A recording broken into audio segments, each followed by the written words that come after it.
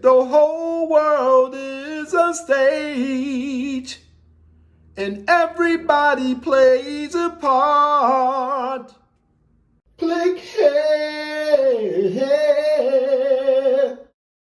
Click it. I got to give O'Shea Duke Jackson his props on that content he made on Devon Franklin and Meagan Good. He hit on some key points in that video. However, I do have my take on their divorce. You know, Meagan Good always seemed like to me that she had some type of air about her, that she was the it.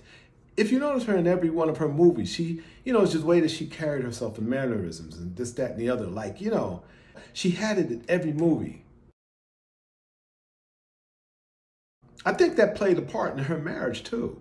Now, there's nothing wrong with feeling like, you're beautiful or you're good looking, It's all about how you feel about yourself. There's nothing wrong with that. And I'm not talking about that. I'm just talking about this particular air. If you watch her in every one of her movies, she has this like uppity air about her.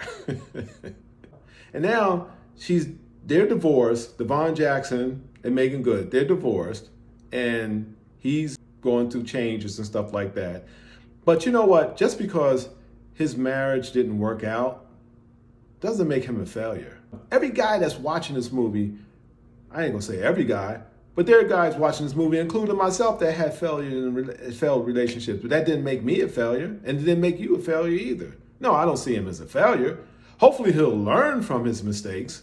And the mistake in his case could be from choosing the wrong woman. We've all made mistakes in choosing the wrong person. I don't care who you are, male or female, we've all made mistakes. But it doesn't make you a failure if that relationship doesn't work out. So now, he's a relationship expert on Married at First Sight. That's his crutch. You get it? It's a psychological thing. He's doing this to help him get through the pain that he's still feeling, the melancholy. I've been through that. I call it an emotional crutch. He's a relationship expert. That's his emotional crutch to help him get through this breakup. You know what my emotional crutch was back in the day? Well, not back in the day, but before I got married. My emotional crutch was as soon as I would get another female. Hey, some people might say, hey, you know what? Oh, you just do using her, or she's just a rebounder. No, she wasn't a rebound. She was the distraction. You need distractions to help you get through a broken relationship or something that you're going through at that particular time. You need something to distract you. Not many people understand that. So this man is doing this, becoming a relationship expert on Married at First Sight, as a distraction to help him get through. He's not doing it only because he feels that he's the best person for that role. He's doing it to help him get through what he's going through right now. Breakup is rough, even for man for a woman, I don't care. Even the hardest man go through a breakup. If seriously, if he's really in love with that woman, he might be on the outside, but like strong, like, you know what, forget that. You know what I'm saying? He might be the hardest dude, and you might say, boy, he's the rock of Tabora, but he's feeling it. See, females, they're extrovert when it comes to their emotions. But guys, we hold it in. But that doesn't mean that we don't feel it. We don't feel the pain. I'm hearing a lot of talk, and faces have been frowned upon the 50-50 relationship. For fear that the man will lose his face as a man in that type of relationship. 50-50 meaning that the woman and the man both are splitting everything in half. But I think the 50-50 relationship has its place in time. I see it as a temporary thing and can be useful.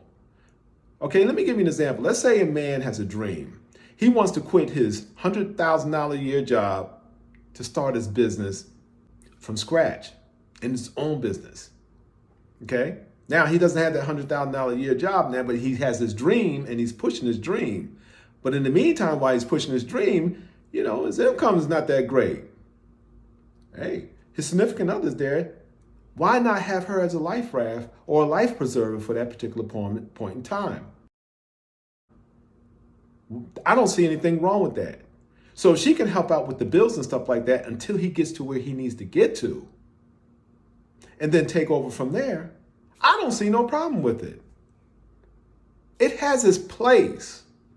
It's not totally negative. This is just my opinion on that. It's not totally negative. But you know, guys, you got to have an understanding woman. Of course. But see, that now we get back to you. It's up to you to choose the right woman. Devon Franklin didn't choose the right woman in this case. Hopefully it'll be a lesson learned for him for future preferences when it comes to choosing someone to be your significant other. So, that's my take on it. Do I feel that the brother's a failure? No, I don't think he's a failure. He's human, just like you and me and all of us. If he's a simp, then he's a simp. Everyone has their roles in life. It's called role playing. You got to have your simps in order to have your alphas, right? Because if there weren't for simps, there wouldn't be alphas. And you might be thinking, well, how is that possible? Well, if you don't have someone to label as a simp, how do you know that you're an alpha? Think about it. I'm speaking to the men, per se.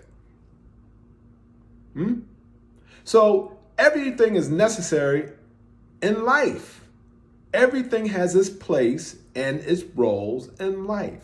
So I'm not going to criticize a man that's considered to be a simp. I'm not going to criticize him.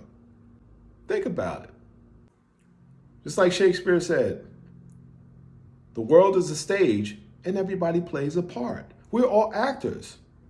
Just like that song that was out back in the day. The whole world is a stage and everybody plays a part. Yeah. Think about it.